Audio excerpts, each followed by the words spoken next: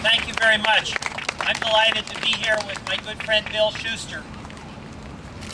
Last fall, 1.7 million Americans sent word through their local store owners, folks in their neighborhoods. They wanted Congress to put an end to unfair swipe fee charges. They're getting ripped off. They sent a clear message that swipe fees are unfair to small business owners and they're unfair to consumers who ultimately bear the cost. But Congress has yet to listen. Today, on top of that 1.7 million set of signatures who already raised their voices, we have another 2 million signatures, 2 million Americans making it clear that Congress must put an end to these unfair swipe fees.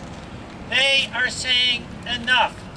2 million more Americans on top of the 1.7. Enough, they're saying, to raising fees faster than our retailers can keep up with. Enough to hiding the terms and rates in complex contracts. And enough to bilking small businesses just to line the credit card company products. This time, Congress must heed the message. When the Senate finally debates the financial regulatory reform legislation, it must include some of the provisions that Representative Shuster and I and you advocate for in our Credit Card Interchange Fee Act, H.R. 2382.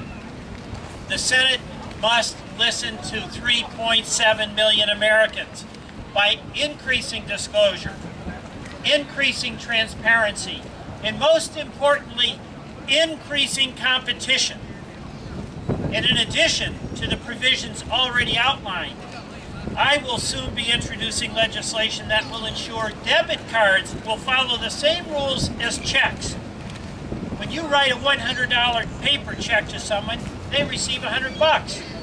When you write a $100 electronic check, and that's what a debit card is, it is marketed as a check, they receive only $98. With the legislation I'm writing, debit cards will be treated the same way big banks have been marketing them as checks, and it'll be on par. A dollar is a dollar. At its core, what these petitions show is that the question before us is, what sort of business model do we believe our nation's businesses should follow? One that the store owners, our small retailers in your community and mine follow, where they create local jobs, where they provide a valuable service and they charge a fair price.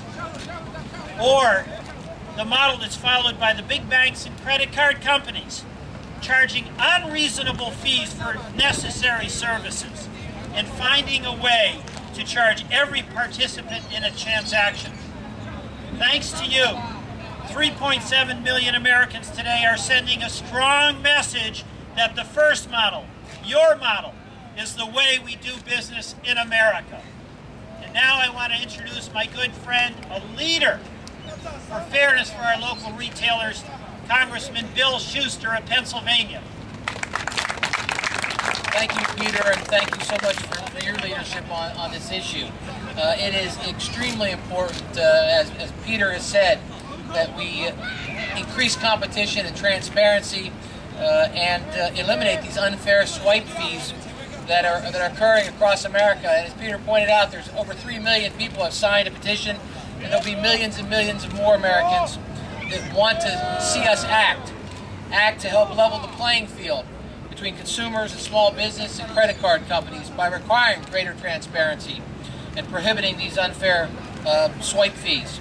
The time has come for that, and as Peter mentioned, the Senate is going to be moving a financial reform bill, and we hope and we'll try to work with the Senate to get some of these provisions included in that legislation. As Peter talked about the more macro, what's happening on the macro level across this country with these interchange fees, I wanted to bring it down to a level right back in Pennsylvania to a local company and the impact it's having on their business. The Sheets Corporation, which is headquartered in my district in Altoona, Pennsylvania. Sheets Corporation has 363 stores across six states in the Northeast and Atlantic states. Last year, Sheetz paid twice as much in interchange fees as they took in net income after tax. The second largest expense after payroll are interchange fees. This means that the interchange fee is greater than the company's cost to rent their 363 facilities. The interchange fee is also 1.5 times the cost of providing health care to their nearly 13,000 employees. And Sheetz is not alone. These stories are all across America. Smaller companies, bigger companies that are faced with these unfair swipe fees. And it's, as Peter said, now's the time to act. People are becoming aware of it, and their voices are being heard across America and here in Washington.